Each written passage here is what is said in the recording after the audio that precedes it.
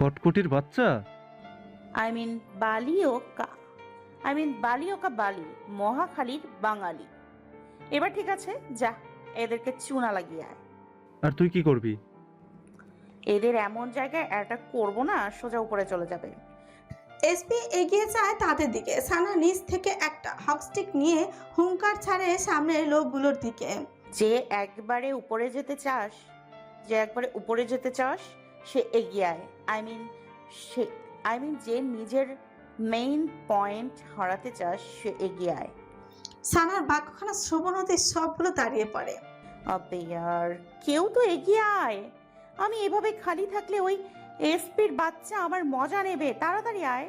Promise, শুধু একটা লাথি মারবো, ব্যাস, খেল খতম। পয়সা হজম।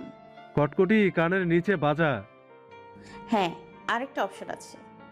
সবগুলো নিজের কান উল্টে ধর, আমি কানের নিচে বাজাবো। হ্যাঁ।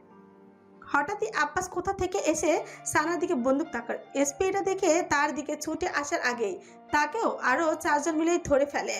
আব্বাস এতক্ষণ গুলি করেনি, কেননা সোফিয়া তাকে বলেছে সে নিজ হাতে সানাকে মারতে চায়, কিন্তু এখন তিনি বলে দিয়েছেন তাকে এখানেই মেরে দিতে। আব্বাস ট্রিগার চাপার আগে পেছন থেকে একটা গুলি এসে তার হাতেই লাগে। আব্বাসের হাত থেকে বন্দুক ছিটকে মাটিতে গড়াগড়ি খায়। পেছনে অন্ধকার থেকে বন্দুক হাতে এগিয়ে আসে জ্যাক, আর সে আরও আগে আসতো, কিন্তু সানা হঠাৎই গাড়ি কোথায় ঢুকিয়ে যে নিয়ে চলে এসেছে, সে হারিয়ে ফেলেছিল তাদের, যার কারণে তার আসতে একটু লেট হয়ে গিয়েছে। জ্যাককে দেখার সাথে সাথে সোফিয়ার লোকেরা এসপিকে ছেড়ে তার দিকে বন্দুক থাকার এসপি ছাড়া পেতে সানার কাছে চলে আসে। কটকটি তুই ঠিক আছিস? হ্যাঁ ইয়ার, এটা তোর বিদেশি সান্ডাটন তাই না? চুপ কর, এটা সিরিয়াস মোমেন্ট। ও আচ্ছা, আমি ভুলেই গিয়েছিলাম। নাও আই অ্যাম ভিডিয়াস, মানে I am very dangerously serious. আচ্ছা শোন না এসপি, আমার না সিরিয়াস মোমেন্টে হাসি আসছে। এখন হাসলে কি পাপ হবে? আগে ভাবতাম তুই আধা পাগল, তুই প্রমাণ করলি তুই পুরা পাগল। তাদের কথার মধ্যে ভেসে আসে একের পর এক গাড়ির ইঞ্জিনের গর্জন। সানা আর এসপি পেছনে ফিরে তাকাতেই নজরে আসে একের পর এক 10-12টির উপর কালো সাব। গাড়ি থেকে নেমে আসে একে একে কালো পোশাকদের অস্ত্রবাহী গার্ড। সোফিয়ার লোকগুলোর সামনে গিয়ে দাঁড়িয়ে পড়ে তারা। জ্যাক এগিয়ে যায় সানার দিকে। ম্যাম প্লিজ আপনি গাড়িতে চলুন। সানা কিচ্ছু না বলে জ্যাকের সাথে যায়। পেছন থেকে এসপিও আসে। মুহূর্তেই জ্যাক হাত দিয়ে তাকে সাথে। You little boy, you can't go with ma'am. বাক্য কানা শ্রবণতে সানা সুবচকে তার দিকে তাকায়, হাত ছড়িয়ে এসপির সামনে দাঁড়ায়। You mister Jacqueline Fernandez. আব্বে এটা ইন্ডিয়ান নায়িকার নাম। তাহলে এটার নাম কি? অস্ট্রেলিয়ান সান্ডা। সো মিস্টার এএস, ফুলকপির সাথে বাঁধাকপি যেমন ফ্রি, কাঁচামরিচের সাথে ধনেপাতা যেমন ফ্রি, শীতের সাথে ঠান্ডা যেমন ফ্রি, তেমনি সানার সাথে এসপিও ফ্রি। সানা তুই কি আমাকে অপমান করলি? আরে না রে, এগুলোকে বলে এইস কেস। আরে কিপটা এসপি। আব্বে হৃদয় কাঁপানোর সম্মান। ম্যাম প্লিজ আপনার গাড়িতে গিয়ে ঝগড়া করুন। সানা এসপি জ্যাকের সাথে গাড়িতে ওঠার সাথে সাথে পেছন থেকে আওয়াজ আসে গোলাগুলির। এসপি কপালে ভাঁজ ফেলে সানার দিকে প্রশ্ন ছড়ে। কটকটি পিছনে কি হচ্ছে রে? ও টিপি হচ্ছে। তাদের গাড়ি অনেক দূর এগিয়ে যায়। পেছনে শুরু হয় সোফিয়া ও আরজে লোকেদের মধ্যে তুমুল সংঘর্ষ। One time password. না রে, operation torch light Pro Max. RJ black স্পেসে আসে প্রায় ভোর রাতে। সারা শরীরে রক্ত তার জলজল করছে, চোখে মুখে সেই হিংস্রতা নেই তার জায়গায় একটা ঠান্ডা স্থিরতা। অনুভূতিহীন চিত্তে ভারী ভারী কদম ফেলে চলে গেল নিজের রুমে। ঠান্ডা পানি ছেড়ে শাওয়ারের নিচে দাঁড়িয়ে পড়ল। এই হাড় কাঁপানো শীতে কনকনে ঠান্ডা পানিতে সে এক ফোঁটাও নড়ছে না, যেন তার ভেতরে সকল অনুভূতি মারা গিয়েছে। হাত দিয়ে নিজের চুল ব্রাশ করে পর মুহূর্তে দেয়ালে বসিয়ে দিল পরপর কয়েকটি থাবা। হাত থেতলে অনেকটা রক্তাক্ত হয়ে পড়ে। 1 ঘন্টা পর বের হয় সে, পরনে শুধু একটা ট্রাউজার, কিন্তু এই মুহূর্তে সে আবারও নিজের উপর কন্ট্রোল হারাচ্ছে। এটা সোফিয়ার দেওয়া সেই ইঞ্জেকশনের প্রভাব। সে নিজেই নিজের চুল চেপে ধরে বসে পড়ে। পুরো কক্ষ কেঁপে ওঠে তার চিৎকারে। আরও 5 মিনিট পরও যখন সে নিজেকে শান্ত করতে পারল না, তখনই বেরিয়ে পড়ে সানার রুমের উদ্দেশ্যে। দরজার নব ঘুরিয়ে প্রবেশ করতে নজরে আসে সানার নিষ্পাপ ঘুমন্ত মুখখানা। নজর ঘোরাতেই আর্যের চোখ যায় সানার মেথিন মসৃণ উদরে। রমণী বেখেয়ালি ভাবে এলোমেলো হয়ে ঘুমের সাগরে ডুবে। এতে তার পরনে ওভারসাইজ টি শার্টটা একটু উপরে চলে গিয়েছে। আর্যে না চাইতো চোখ বারবার সেখানে গিয়ে আটকায়। তার গলা শুকিয়ে আসছে, মনের ভিতরে নিষিদ্ধ চাওয়াগুলো উকি দিচ্ছে। বারবার শুকনো ঠোক গিলে নিজেকে সামলানোর চেষ্টা করছে, জিভ দিয়ে ঠোঁট ভিজিয়ে আওড়ায়। এই মেয়ের কাছে শান্ত হতে আসলাম, কিন্তু আমাকে আরো অশান্ত বানিয়ে দিচ্ছে। পরমুহূর্তে কিছু না ভেবেই সানার পাশে শুয়ে কম্পিউটার টেনে তাকে ঢেকে দেয়। বারবার নিজেকে বোঝাচ্ছে সে সানার ঘুমের সুযোগ নিতে চায় না, কিন্তু মন যেন তার বিরুদ্ধে। সানার ঘাড়ে মুখ গুজে লম্বা লম্বা শ্বাস টেনে নেয়। কাঁচা গোলাপের সুবাস তার প্রতিটি শিরা উপশিরায় ছড়িয়ে পড়ে।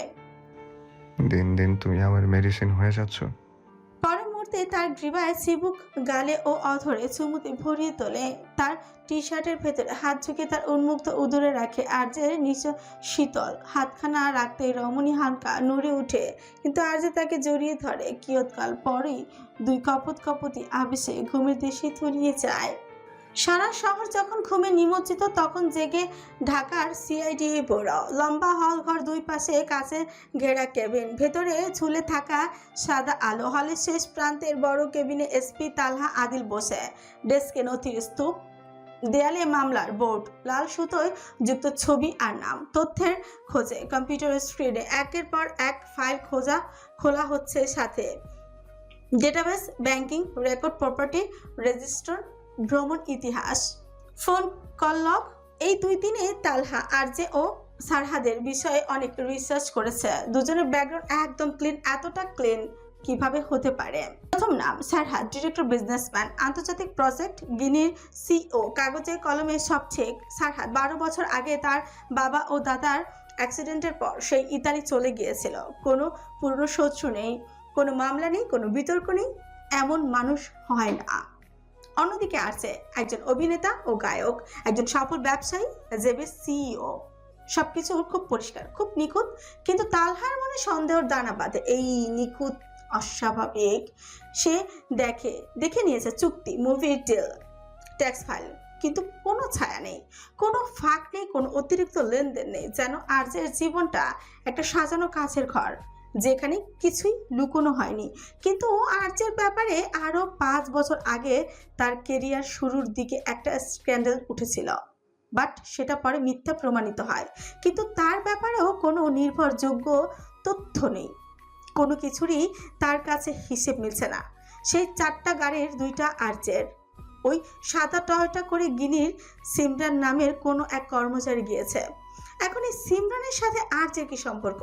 তালহা মনে মনে ভেবে নিয়েছে কাল পরশুর মধ্যে সে সিমরানকে এখানে ডেকে আনবে। ইতিমধ্যে সেই 2 দিন ধরে ট্রাই করছে আর্যের সাথে দেখা করার জন্য, বাট কোনো অ্যাপয়েন্টমেন্টই মিলছে না। সে বুঝে গেছে আর্যে না চাইলে সে তার সাথে দেখা করতে পারবে না। তালহা ফাইল বন্ধ করে এই মুহূর্তে চোখ। তালহা জানে যেই মানুষগুলো এত বড় জায়গায় দাঁড়িয়ে, তাদের জীবনে কিছু না কিছু ছায়া থেকেই যায়, থাকে, কিন্তু এখানে ছায়াটাই নেই। সেই দেয়ালের বোর্ডের সামনে দাঁড়ায়, একদিকে আরজে আরেকদিকে সারহাদ। দুজনের মাঝখানে কোনো লাল সুতো নেই। তালহার কণ্ঠে নিজের কথা বেরিয়ে আসে নিচু স্বরে। এরা সাধারণ কেউ না, অথচ সবকিছুই খুব সাধারণ। এই সাধারণতাই সবচেয়ে বড় ভয়ঙ্কর। এখানে হয় 2জন হিরো, নয়তো 2জনই মনস্টার। তালহার কেবিনের সাথে আবুর কেবিনে বসে দিহান কখন থেকে লক্ষ্য করছে আবু মুখে মাস্ক দিয়ে বসে। সে জানে কেন মাস্ক পরেছে। স্যার, এত গরমে আপনি মাস্ক পরেছেন কেন? আমার ঠান্ডা লাগছে, তাই। তোর কোনো সমস্যা? স্যার, বলছিলাম কি, ভাবিনা আমাকে কল করে বলছে আপনার ব্যথা পাওয়া জায়গায় একটু মেডিসিন লাগিয়ে দিতে। কি? তোর ভাবি তোকে সব বলে দিয়েছে? জি স্যার। আপনার কি কোনো মেয়ের? তোর এমন বলে বিশ্বাস হয়? একদমই না স্যার। আবু নিজের মাস্ক খুলে ফেলল। তাতে উন্মুক্ত হয় তার মুখের বিভিন্ন জায়গায় আঘাত পাওয়া চেহারা। তার চেহারা দেখে দিহান কোনো মতে হাসি চেপে প্রশ্ন ছড়ে, স্যার আপনার এই হাল ভাবি কিভাবে বানিয়েছে? আর বলিস না, আমি বলেছি আমার কোনো দোষ নাই, তারপরেও একের পর এক মেরেই চলেছে। ভীষণ সাংঘাতিক তো ভাবি, বাট ভাবির বোন কিন্তু অনেক কিউট। এই একদম আমার শালির দিকে চোখ দেবে না। শালা যে এই কাজটা করেছে তার উপর আমার অভিশাপ রইল। তার কোনোদিনও বিয়ে হবে না। বিয়ে হলো তার বউ কোনোদিনও থাকবে না। বউ থাকলেও পালিয়ে যাবে। আবুর অভিশাপ শুনতে দিহান তড়িঘড়ি করে বলে উঠছে, স্যার শুধু শুধু এভাবে কেন বলছেন? ছেলেটার তো বিয়ে নিয়ে একটা স্বপ্ন থাকতে পারে, করে ফেলছে একটা ভুল আর কি। কিরে, আমি ওকে বলছি, তোর কেন জ্বলছে? স্যার যাকেই বলুন মানুষই তো। না না না, ব্যাপারটা মানুষের মধ্যেই সীমাবদ্ধ নয়। আমার তো মনে হচ্ছে কোথাও তুই। ধরা খাওয়ায় দিহান মিনমিন করে, না মানে স্যার, মানে আপনি শালি দিলে আমি জীবনেও। এতটুকু বলে সে সামনে তাকাতে নজরে আসে আবু নিজের শার্টের হাতা গুটিয়ে তার দিকে তেড়ে আসছে। এটা দেখে দিহান উল্টো দিকে লাগালো এক দৌড়। আবু হাঁক ছুড়ে দিহানের দিকে। দিহান্নার বাচ্চা, তুই দাঁড়া। আমার সংসারে আগুন লাগাইছিস, আমি তোর সংসারে হতেই দেবো না। শালি দেওয়া তো দূর, শালির নাম মুখে নিলেই আমি তোর মুখ ভেঙে ফেলবো। স্যার মাফ করে দেন, জীবন থাকতে জীবন বাজি রেখে হলেও আপনার শালিকে বিয়ে করব। তুই দাঁড়া। স্যার একেবারে বিয়েতে আপনার শালির পাশে দাঁড়াবো। দুজনেই দৌড়ে ছুটে চলে যায় বাহিরে। চারিদিকে ঘোর অমানিস অন্ধকার, তার মধ্যে দুই মানব দাঁড়িয়ে হাতে বন্দুক তাক করা একে অপরের দিকে। নীল চোখের মণিগুলোর চারিদিকে অদ্ভুত ছেলে। সামনে দাঁড়িয়ে আরজে ও হাত মুষ্টিবদ্ধ। মাস্টার তার ইলেকট্রনিক কণ্ঠে আওয়াজ তোলে, অবশেষে তুই আমাকে খুঁজে পেলি। তোকে খুঁজে পাওয়া কোনো ব্যাপার ছিল না, ব্যাস আমি সুযোগ দিচ্ছিলাম। ওকে, লেটস দ্য ওল্ড গেম। তারপর দুজনের মুখে বাঁকা হাসি। দুজনে একসাথে একটু ট্রিগার চেপে ধরে একটা বিকট শব্দ ছড়িয়ে পড়ে বাতাসের ঠাস। এইটুকু দেখতে হঠাৎই সানার ঘুম ভেঙে যায়। তার চোখে দুশ্চিন্তার ছাপ স্পষ্ট। বড় বড় শ্বাস ফেলে নিজেকে শান্ত করার চেষ্টা করছে। রানভীর! সে ওঠার চেষ্টা করতেই বাধা পড়ে আরজের হাতে। রমণী ফ্রিকুচকে পাশে তাকাতে নজর আসে হারছে। কেমন এক হাতে তাকে আগলে ধরে উপর হয়ে তার দিকে মুখ করে শুয়ে আছে। এতক্ষণে অস্থিরতায় সে এটা খেয়ালই করেনি যে তার পাশে কেউ আছে। তার নাকে আসে পুরুষেরই ক্লোনের এক আকৃতি মাস্কি সুবাস। আরজের ঘুমন্ত মুখখানা নজরে আসতে রমণীর অস্থিরতা কমে আসে। সে এক দৃষ্টিতে তাকে নিজের হাতখানা আরজের মুখের দিকে নিয়ে যায়। হাত ছোঁয়াতেই বুঝতে পারে না এটা স্বপ্ন না সত্যি। এত ভয়ঙ্কর স্বপ্ন কিভাবে হতে পারে? রানভীর তো এখানেই। আমি তো লাইফেও কোনো দিন স্বপ্ন দেখি না। ঘুমিয়ে গেলে তো আমার খবরই থাকে না। কি হচ্ছেটা কি আমার সাথে? আবারও আরজের মুখের দিকে তাকায়, চোখ বন্ধ করে নিজেই নিজেকে এমন অদ্ভুত কাজের জন্য সকালে গালি দেয়। না, সে নিজের চাপা অনুভূতিগুলো কখনো কাউকে বুঝতেই দিবে না।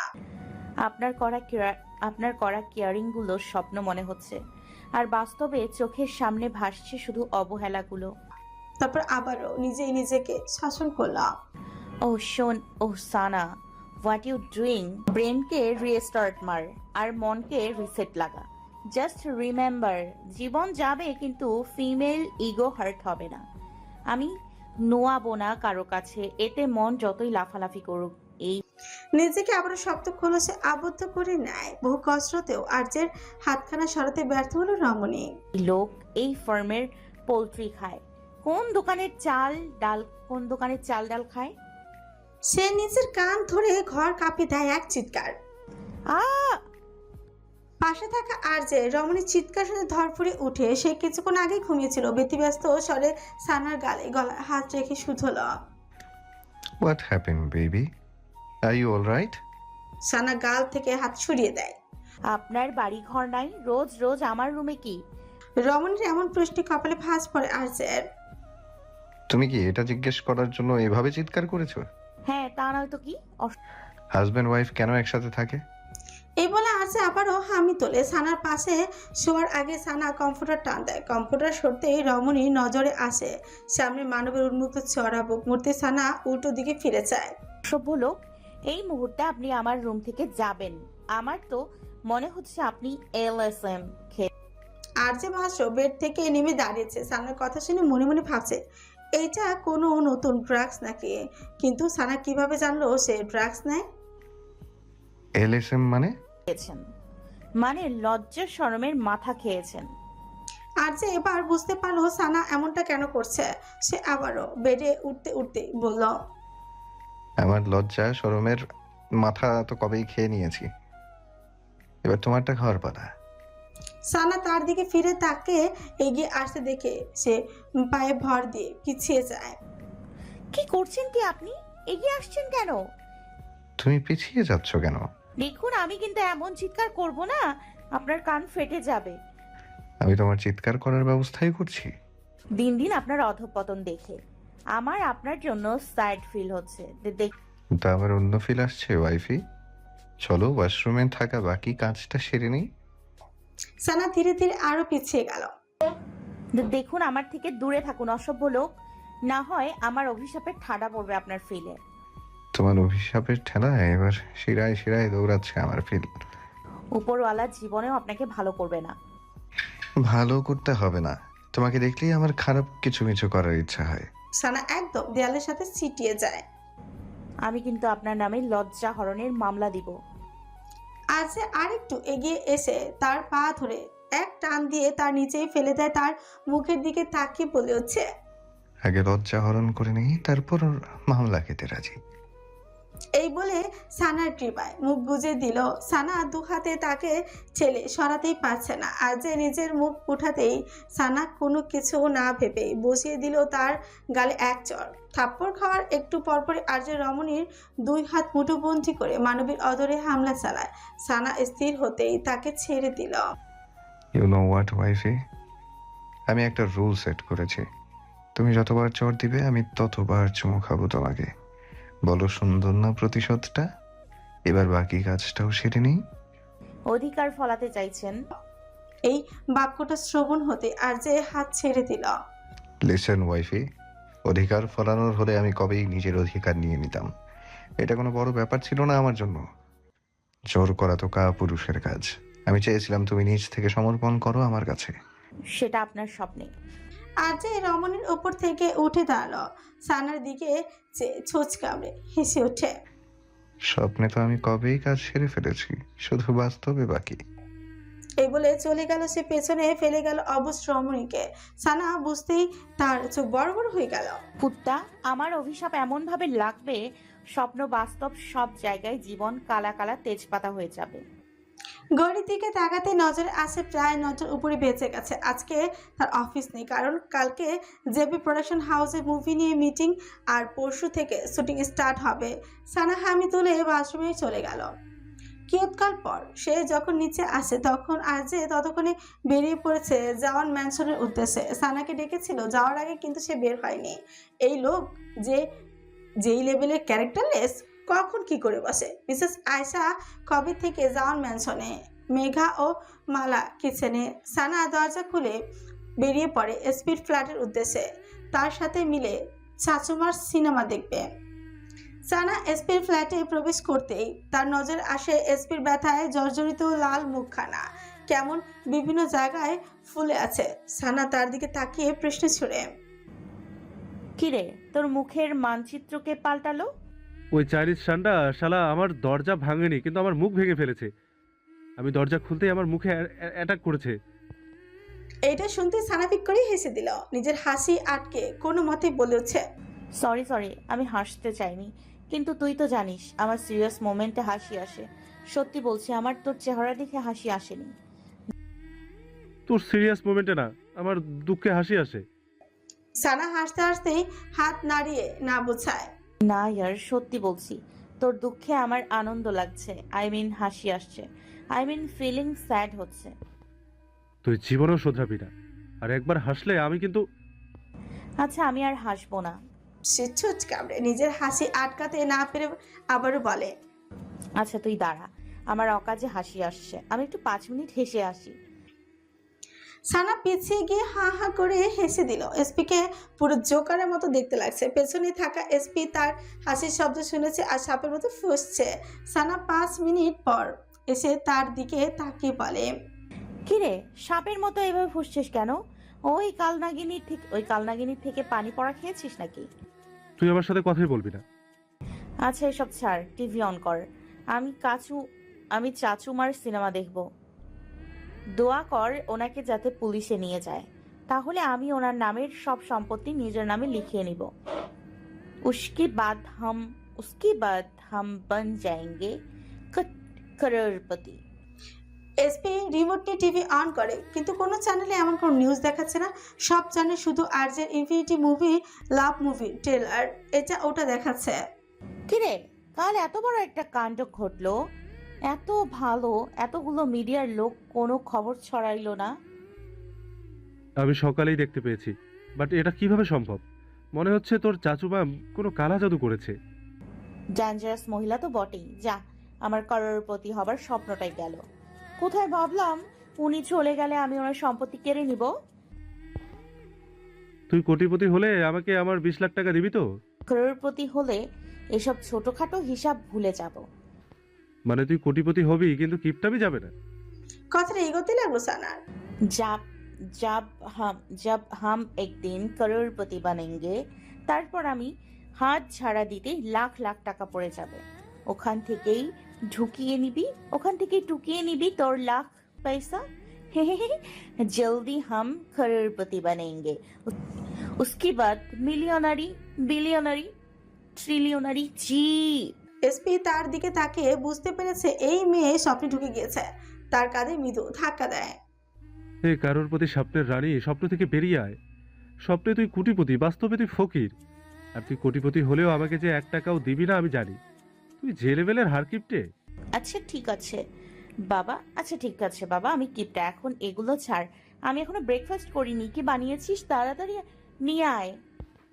কিছু বানাইনি, তুই বল কি খাবি? আমি ফুড পান্ডা থেকে অর্ডার দিই। না, আমি হাতে রান্না করা খাবার খাবো।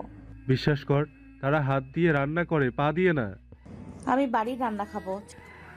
আমার মা বাড়ির রান্না স্বর্গ থেকে আসবে। আমার কিচেনে সব কাঁচা শাকসবজি। কাঁচা সবজি খেতে পারলে গিয়ে খেয়ে আয়। সানা কিছু একটা ভেবে তার মুখের হাসি চড়া হলো। চল, আজকে আমি রান্না করব। কি বলছিস? কি তুই রান্না করবি? অসম্ভব। তুই জীবনে কিচেনে গিয়েছিস? না তুই রান্নার জানিস? না আমি রান্নার জানি। না আমি আমার লাইফ প্রতিদিন ডেড রিস্কে ফেলতে পারবো না। পেছনে কার কথা? সানা চলে গেল তার কিচেন রুমে। এসপি পেছন থেকে চিৎকার করতে করতে এলো। ইয়ার, তুই আমাকে তোর পা দে, আমি পা ধরে মাপ চাই। আমাকে কিচেনে কে ছেড়ে দেয়? বেচারা অবলা প্রাণী, বলতে পারবে না বলে তুই এর উপর অত্যাচার করতে পারিস না? আবে কিছু হবে না রে, এত টেনশন করছিস কেন? বেশি থেকে বেশি হলে তোর সিলিন্ডারটা ব্লাস্ট হবে আর কি। ব্লাস্টের কথা শুনতে এসপির কলিজা মোচড় দিয়ে উঠছে। আবার কিছু হলে আমার কিচেন তোকে মাপ করবে না। আমার কবরের আগরবাতির ঘ্রাণ তোকে ঘুমাতে দেবে না। এসব বাংলা সিনেমার ডায়লগ বন্ধ কর আর চাল নামা। এমন রান্না করব না, তুই খেয়ে একদম ফিদা হয়ে যাবে। জীবন থাকলে না ফিদা হব, না থাকলে সিধা উপরে যাব। এই জাউরা, তোর বউ আটকায়, এই মহিলা আমার জীবন নিয়েই ক্ষান্ত হবে। এসপি শেষবারের মতো তাকে আটকানোর চেষ্টা করলো, কিন্তু সানা সকল সবজি ফ্রিজ থেকে অলরেডি নামিয়ে নিয়েছে। আজ সে নাকি খিচুড়ি রান্না করবে, জীবনের প্রথম সবজির খিচুড়ি। নিউ ইয়ারের রাত ঢাকার বুকে তখনও পুরোপুরি নামেনি, কিন্তু শহরের বাতাসে উৎসবের কম্পন হাওয়ার আগে জমে উঠেছে। ঠিক রাত 9টা, আরজের কনসার্ট, আলো, শব্দ আর মানুষের উন্মাদনায় সব মিলেমিশে একাকার।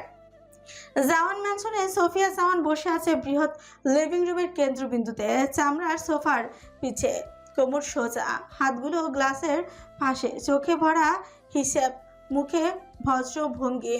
সামনের এলইডি স্ক্রিনে চলছে ভিডিও কনফারেন্স। এরই মধ্যে প্রবেশ ঘটে আরজের। মুখে কোনো ভয় নেই, কোনো তাড়াহুড়ো নেই। আরজের নির্ভীক চোখ দেখে সোফিয়ার মনে এক মুহূর্তের জন্য কৌতূহলে ফেটে, কেন এই ছেলেটা যে তার নিজের রক্তের সন্তান আজ এত সাহস নিয়ে তার সামনে দাঁড়িয়েছে। আরজে কিছু না বলে সামনে সোফাতেই বসে পড়ে, হাতের ভঙ্গি সোজা, চোখের ভেতরে শূন্যতা নয়, শুধু দৃঢ়তা। তার চোখে আকাশের মতো স্থির দৃষ্টি। সোফিয়া ইশারা করতে মিটিংয়ের সমাপ্তি ঘটে। আরজের দিকে দৃষ্টি স্থাপন করে স্থির কণ্ঠে শুধালো, রনু তুমি এখানে? তুমি কাল সানার পেছনে আবার লোক লাগিয়েছো। ওয়াই মম? আরজে কোনো বনিতা ছাড়াই বলে উঠছে, সোফিয়ার চোখের ভেতরে আগুন আরো লাফিয়ে ওঠে ওই একটা মেয়ের জন্য। আজ রনো তার কাছে কৈফিয়ত চাইতে এসেছে, তবু মুখে ভদ্রতার কারণ সোফিয়া জানে কখন কাকে কিভাবে বুঝাতে হয়। বেটা, তুমি জানোই আমার নিয়ম, যে নিয়ম ভাঙবে সে ফাঁস হবে। আর যে উঠে দাঁড়ালো। সে জানে সোফিয়া যেটা চায় সেটা সারা পৃথিবী এক করে হলেও করবে ঠিকই। Mom, don't dare to do it again. I swear, তুমি আমার ওয়াইফের দিকে আর একবার হাত বাড়ালে আমি তোমার পুরো সাম্রাজ্যের এক ফোঁটা চিহ্নও রাখবো না। আর তুমি আমার পাগলামো সম্পর্কে খুব ভালো করেই জানো, অ্যান্ড আই মিন ইট। তুমি কি আমার বিরুদ্ধে যেতে চাইছো? আর যে দরজার দিকে এগিয়ে এসে আবারও থামল। যদি বিষয়টা আমার ওয়াইফ হয় তাহলে ধরে নাও তাই। এই বলে আর যে বের হবে এমন সময় তার নজর একটা ডাইনিং স্পেসে দাঁড়িয়ে থাকা মিসেস আয়েশার দিকে। আর যে একবার তার দিকে তাকে বাঁকা হেসে ভারী ভারী কদম ফেলে চলে গেল। আর যে বের হতে আব্বাস সোফিয়ার দিকে এগিয়ে আসে। তার বাম হাতের কবজি পর্যন্ত কাটা, সেখানে ব্যান্ডেজ করা, যেটা আর যে কাল সানার দিকে বন্দুক তাক করার জন্য করেছে। লেডি, আপনি বললে। না, এবার আর কোনো তাড়াহুড়া নয়। এমনভাবে কাজটা করতে হবে যেন সাপও মরে, লাঠিও না ভাঙে। তাকে হাত উঁচিয়ে থামিয়ে কথাখানা বলেই সোফিয়ার অধরে খেলে গেল হাসির রেখা, মাথায় খেলে গেল বিকৃত আরেক খেলা। আর হ্যাঁ, ওই মাস্টারকে খুঁজে পেয়েছো? লেডি, ও খুব ধুরন্ধর। আমার মনে হচ্ছে ওর পেছনে কোনো বড় হাত আছে। একটা বিস্টকে ধরতে তোমাদের এতদিন লাগে? লেডি, আমাদের লোকেরা বহুবার তার পিছু নিয়েছে, কিন্তু প্রতিবারে জঙ্গলের ভিতর গিয়ে কোথাও উধাও হয়ে যায়। প্রয়োজনে আরো লোক লাগাও। ওর চেহারা দেখেছো? না লেডি, ওর মুখে অলওয়েজ মাস্ক পরা ছিল, শুধু চোখ দেখা গিয়েছে একজোড়া নীল চোখ। নীল চোখের কথা শুনতে সোফিয়ার চোখ এক মুহূর্তের জন্য ভয় দেখা যায়। এটা কিভাবে সম্ভব? নীল চোখ তো একজনেরই ছিল, কিন্তু ও তো মরে গেছে। তাহলে? পর মুহূর্তে নিজেকে সামলে আব্বাসের দিকে আদেশ ছুড়ে, মুসাবকে আমার রুমে ডেকে পাঠাও। আর যে জাওয়ান ম্যানশন থেকে বেরিয়ে গাড়িতে উঠতেই কাইলিন তাকে শুধল। বস, ওই মন্ত্রীকে হসপিটাল থেকে উঠিয়ে নিয়ে আসা হয়েছে। ব্ল্যাক মেনশনে চলো। কিন্তু বস, আজকে সন্ধ্যায় আপনার একটা কনসার্ট রয়েছে নিউ ইয়ার উপলক্ষে। I know, I can manage. গাড়ি চলতে শুরু করলো আর যে সেই ব্ল্যাক ম্যানশনের দিকে। এসপি কিচেনের অবস্থা সম্পূর্ণ বেহাল। একটা হাড়ি চুলোয় বসানো, চুলোর আগুন এমন ভাবে জ্বলছে যেন নিজেই পালাতে চাইছে। মেঝেতে ছড়ানো চাল, ডাল, সবজি সব মিলিয়ে যুদ্ধক্ষেত্র। দুজনের একজনও সবজি কাটতে পারে না। তারপর এসপি বহু কষ্টতে বড় ছোট ত্রিকোণ চারকোণ করে কেটেছে। সানার এক হাতে মোবাইল, অন্য হাতে খুন্তি। এসপি দাঁড়িয়ে আছে হাড়ির সামনে, চোখে এমন ভাব যেন সে নিজেও জানে না এখানে সে কেন। সানা, এগুলো আমাদের দ্বারা ইম্পসিবল। চল অর্ডার করে ফেলি। সিঙ্গামের মতো আমার ডিকশনারিতে ইম্পসিবলের কোনো শব্দ নাই। শুরু কর। কি শুরু করব? তুই জানিস কিভাবে রান্না করে? ওহ, ইস, মা কতবার বলতো আয় শোনা একটু রান্না শেখ। এটা শুনতেই বাবা বলতো যেই বাড়িতে আমার একমাত্র মেয়েকে রান্না করে খেতে হবে সেই বাড়িতে আমি মেয়ে বিয়ে দিব না। ব্যাস, আমি 4 লাফ দিয়ে কিচেনের বাইরে। একটু যদি রান্না শিখে নিতাম। এজন্যই বলছি চল ইয়ার, এসব ছাড়। উফ, কোনো ছাড়াছাড়ি হবে না। এভাবেই একদিন ছোট ছোট বালিকণা থেকে মহাসাগর তৈরি হবে। ছোট ছোট বালি থেকেই তো মহাদেশ তৈরি হয়। হ্যাঁ, ওই একটা হবে আর কি। এই খিচুড়ি রান্না করতে করতে আমি একদিন অনেক বড় শেফ হয়ে যাব। তারপর আমার অনেকগুলো রেস্টুরেন্ট হবে। চারদিকে আমার নাম ছড়িয়ে পড়বে। সবার মুখে একটাই কথা থাকবে, দ্য গ্রেট সানা শেফ। उसके बाद हम बनेंगे करोड़पति। हमारा चारों तरफ होगी पैसा पैसा। এসপি তার দিকে তাকিয়ে বুঝলো এই মেয়ে আবার স্বপ্নে ডুবে গেছে। এ স্বপ্ন থেকে বেরিয়ে আয়। বাস্তবে ওনার দ্বারা খিচুড়ি হয় না। উনি আবার শেফ হওয়ার স্বপ্ন দেখে। হবে একদিন সব হবে। তুই এখন ইউটিউবে ভিডিও লাগা। এসপি একটা দীর্ঘশ্বাস ছেড়ে ভিডিও বের করলো। এই মেয়ে যে তার কথা শুনবে না সে খুব ভালো করেই জানে। কিন্তু ভিডিও শুরু হওয়ার আগেই চলে এলো অ্যাড। দেখ, 5 মিনিটের ভিডিওতে 3 মিনিটই অ্যাড। মনে হচ্ছে আমার সিরিয়াস মোমেন্ট ইউটিউবেও হাসি আসছে। শালা এটাকে ছাড় আর চ্যাট জিপিটিতে লাগা। চ্যাট জিপিটি থেকে কে রান্না করি ইয়ার? আমি রান্না করে ইতিহাস গড়ব, তুই লাগা। তুই ইতিহাস গড়বি না, তুই আমার কিচেন ধ্বংস করবি। আরে জীবনে কিছু করতে হলে রিস্ক নিতে হয়। এসপি কি আর বলবে, বের করলো ChatGPT. Hello hello ChatGPT, khichuri কিভাবে রান্না করে? প্রথমে তেল গরম করুন। সানা হাড়ির দিকে তাকালো, যেখানে সে ইতিমধ্যে পানি ঢেলে রেখেছে। এই হাঁড়িতে তো আমি আধা লিটার পানি ঢেলে ফেলেছি। কে বলেছে তোকে পানি ঢালতে? খিচুড়ি তো ভাতের মতোই, ভাত রান্নায় তো আগে পানি লাগে। ডোন্ট ওয়ারি, পানি আর তেল একই জিনিস। তরল ইকুয়াল তরল। এসপি আর তর্কেই গেল না, যেখানে সে নিজেই জানে না। পেঁয়াজ হালকা বাদামি করে ভাজুন। তোর পেঁয়াজ তো সাদা হয়ে ভাসছে পানির উপর। আবে নাথিং ওয়ারি, ভাব এটা চাইনিজ খিচুড়ি, যেখানে সব সাদা সাদা। দেখ, তোর খিচুড়ি কিন্তু তুই খাবি। কেন? এগুলোর চেহারা দেখে আমার ভয় লাগছে ভাই। তুই খাবি না, তোর মুখ খাবে। এভাবে 20 কি 25 মিনিট ধরে রান্না করলো সানা, আর তাকে ডিরেকশন দিচ্ছে চ্যাট জিপিটি। এসপি কিয়ৎকাল পরে খুন্তি দিয়ে নেড়েও দেখলো। সানা, এগুলো কি? চাল কাঁচা, ডাল গলে গেছে, আর সবজি এমন যেন আত্মহত্যা করেছে। মরতে দেরি হবে দেখে আত্মহত্যা করেছে। এখন তুই লবণ দেখ। এসপি না চাতে একটু মুখে দিল, দাও মাথা থু থু করে ফেলে দিল। কটকটির বাচ্চা, আমি চ্যালেঞ্জ দিলাম যে 1 চামচ খাবে সে নিশ্চিত উপরে চলে যাবে। কেন? বেশি টেস্টি হয়েছে? তোর মাথা, মনে তো হচ্ছে লবণের পুরো ফ্যাক্টরি ঢেলে দিয়েছিস। বেশি হয়ে গিয়েছে তোর দোষ, তুই এখানে লবণের বক্স কেন রেখেছিস? এজন্য তো আমি 3 বার দিয়েছি। আচ্ছা নো টেনশন, চিনি নিয়ে আয়, দিলে ব্যালেন্স হয়ে যাবে। খিচুড়িতে চিনি কে দেয় ইয়ার? আমি দেই, যা নিয়ে আয়। এসপি নিয়ে আসলো। সানা আরো 5 মিনিট নানা রকম মশলা দিল, হাতের কাছে যেটা পাচ্ছে সেটাই আর কি। এসপি আবারও এসে দেখলো কিছু সবজি কাঁচা আর কিছু একদম ভর্তা, চাল তো কথাই নেই। কিরে, তোর এগুলো খিচুড়ি তো দূর, খিচুড়ির খাও তো হয় নাই। সানাও দেখলো না এসপি সত্যি বলেছে। আমি দেই, যা নিয়ে আয়। শালা এই চ্যাট জিপিটি 1 নম্বরে ফেক। ওর গালি দিয়ে আসি। এই চ্যাট জিপিটির বাচ্চা, তুই কোন ধর্মের? আমি কোন ধর্মের নই, আমি কৃত্রিম। ব্যাস 1 মিনিটের জন্য ধর তুই ইসলাম ধর্মের, একদম সাচ্চা দিলকা মুসলমান। ঠিক আছে, 1 মিনিটের জন্য ধরে নিচ্ছি আমি মুসলিম। হ্যাঁ ঠিক আছে, এবার শোন, আল্লাহর গজব পড়বে তোর উপর। তুই আমার খিচুড়ির সাথে যা করেছিস। আমি ছিলাম মাসুম যে তোর কথা শুনেছি, আর তোর পেটে এত শয়তানি। দেখুন, আপনার কোথাও ভুল। তুই আমার সাথে কথাই বলবি না। এসপি এটাকে ওভেনে ঢোকা, 2 মিনিটে কুক হয়ে যাবে। আরে খিচুড়ি ওভেনে দেয় না নিশ্চয়ই। তুই জানিস ওভেন? আমি জানি না, কিন্তু আমি এতটুকু বলতে পারি যে এগুলো ওভেনে দেয় না। ওভেনে তো শুধু কেক হয়, এছাড়া আর কিছু হয় নাকি? সব হয়। ওভেনের OBEM মানে কি? All cook in their. আমি এত কিছু জানি না। ওভেনের কিছু হলে আমি কিন্তু এটা তোর জামাইয়ের থেকে নেব।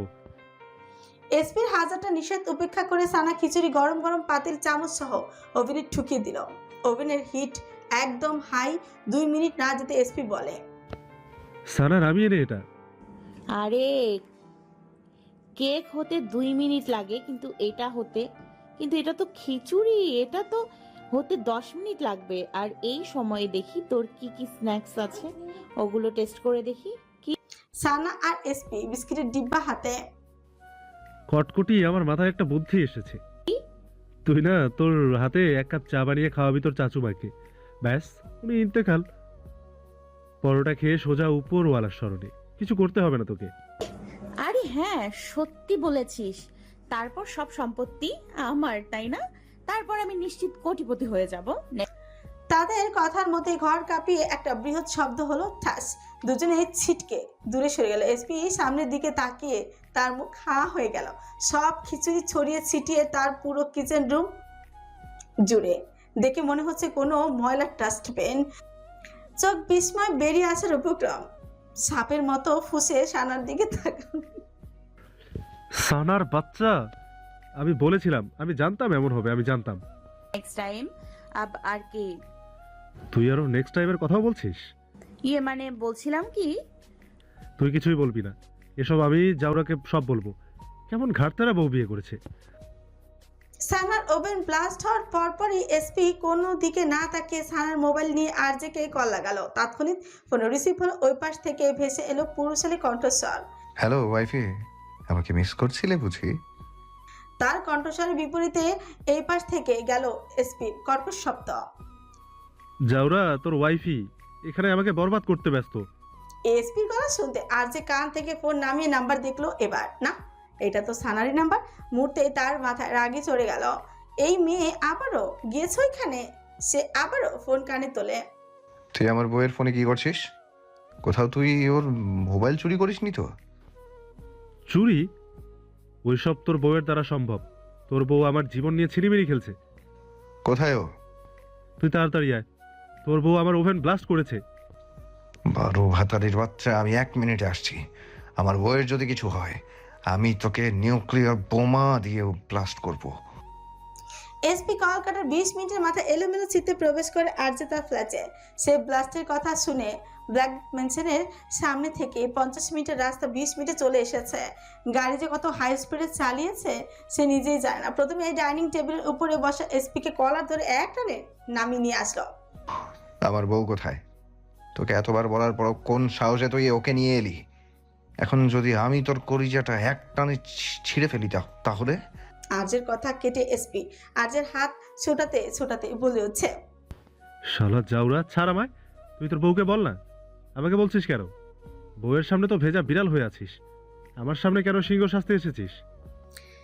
তাদের কথোপকথনের মধ্যে পেছন থেকে ভেসে এলো মেয়েলি কণ্ঠস্বর। রণভীর কি করছেন কি? ওকে ছাড়ুন। রমণীর এমন কথায় আজের রাগ আরো এক ধাপ বেড়ে গেল। তুমি কি ওর সাইড নিচ্ছ? কি আজব, আপনি ওর কলার এভাবে ধরে আছেন কেন? আপনি ওকে ছাড়বেন এই মুহূর্তে। আর যে কথা বাড়ালো না, ঝাড়া মেরে ছেড়ে দিল এসপিকে। তারপর রমণীকে এক টানে কোলে নিয়ে বেরিয়ে হল এসপি ফ্ল্যাট থেকে। তারা বেরোতে এসপি নিজের কলার ঠিক করতে করতে বলে উঠছে, আজ একটা বউ নাই বলে শালা আমি একবার বিয়ে করে নেই, তারপর আমিও এভাবে বউ কোলে নিয়ে ঘুরবো। আর যে ফ্ল্যাটে এসে সানাকে তার রুমে নামিয়ে চেপে ধরলো দরজার সাথে। তোমার সাহস কিভাবে হলো আমার এত নিষেধ থাকা উপেক্ষা করে ওই ছেলেটার ধারের কাছে যাওয়ার? সানা তাকে নিজের দুহাতে সর্বশক্তি দিয়ে ধাক্কা দিয়ে সরিয়ে দিল। তার থেকে দ্বিগুণ তেজ নিয়ে বলে উঠল, আপনি আমাকে এগুলো বলার কে? আর আমার সাথে গলা উঁচিয়ে কথা বলার একদম সাহস দেখাবেন না। দমে গেল আর যে নিজের রাগটাকে ভেতরে সংবরণ করে হাত মুষ্টিবদ্ধ করে নেয়। সানার সাথে সে রাগ করে পারবে না, তাকে নরমভাবে বোঝাতে হবে। ওয়াইফি লিসেন, আমি চাই না তুমি ওই ছেলেটার ধারের কাছে যাও। আর আমি আপনার কথা কেন শুনবো? Because I am your husband, idiot. বুঝতে পেরেছো? সানা বুকে হাত আড়াআড়ি ভাবে বাঁধে, ফ্রিকুচকে তার দিকে তাকালো। বুঝতে পেরেছি।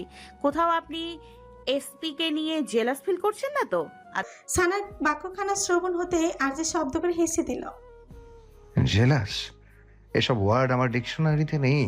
আচ্ছা, তাহলে আমি এসপির ফ্ল্যাট থেকে ঘুরে আসছি।